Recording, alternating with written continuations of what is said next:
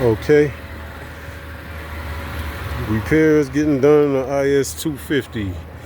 I just changed the windshield. I got a fairly decent price on a new windshield. That only cost me $219.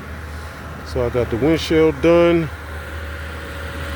I think I'll order the bumper next. I'll probably do the bumper next. I'm not sure. But I'll probably change the bumper and the grille next.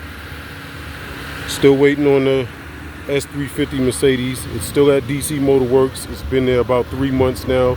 We still haven't figured out the electrical gremlin that's keeping the SRS light on. Stay tuned. Hopefully that'll be finished soon. Stay tuned to the channel. Like, subscribe, comment. More to come.